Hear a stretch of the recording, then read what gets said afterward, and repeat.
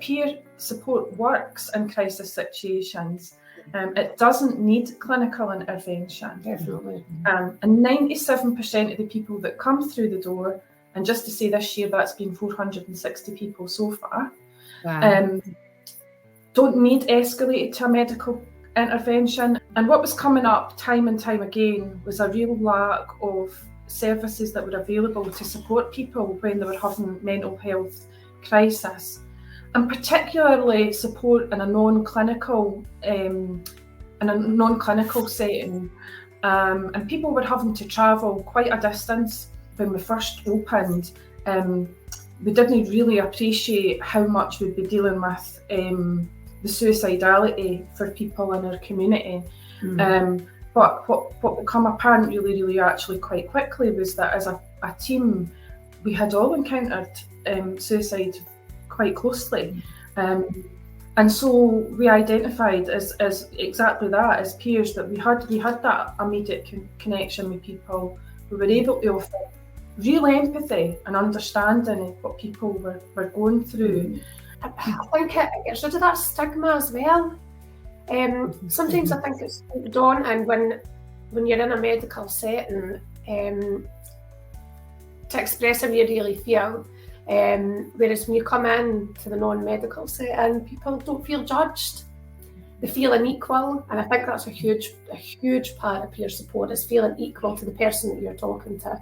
And all the staff have lived experience, yes. They have lived experience of recovering from one element of mental illness or another. And that is one of the sort of key things when we're recruiting for staff, is we want that connection to be there so that people are obviously able to embrace the role here as a peer worker. There's refreshing as well, I think, when you speak to somebody and they can say to you, I know exactly how you feel, I've been there. And then when you're like, well, how did you get on with it? Can you give me some ideas how you got through this kind of time in your life?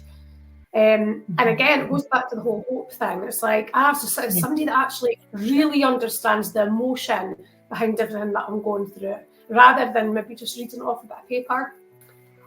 I think for us, with all our staff, there's a huge mixed bag, different kind of qualifications and skills and things. But ultimately, what we found over a period of time was to be able to completely relate to somebody, to have been through certain situations yourself and have came through things. It gives then people the hope so that they kind of feel they can get through it as well and be in the position, I suppose, themselves to be able to help other people going forward.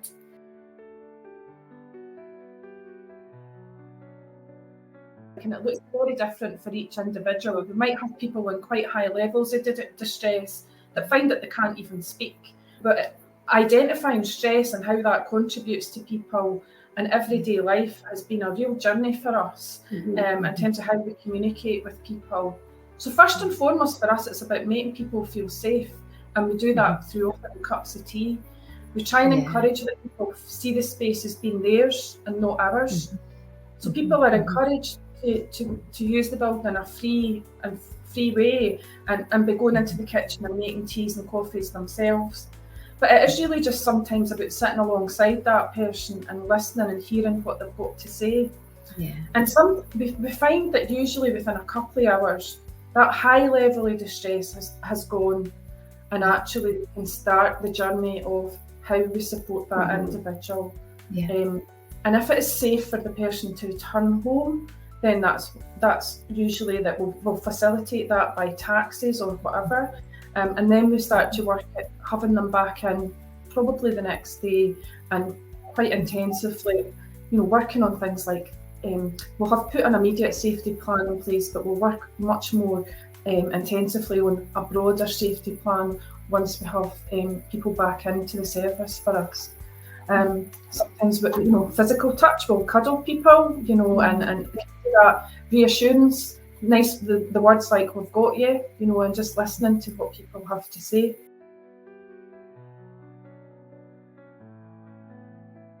But we have got a fantastic rapport now where, like, your GPs, with the police, but also with different organisations, almost customises it for each individual, because we'll bring them in, we do our initial contact, And we offer initially 6 crisis sessions. We all have different issues. So we can't deal with it firsthand, we then refer people on and kind of support them to get in touch with those organisations. So my key call to action is for people to join us in making the difference, and for us all to stand together and to be exactly this, positively promoting peer support and really trying to make a change in communities where we are all actively supporting each other.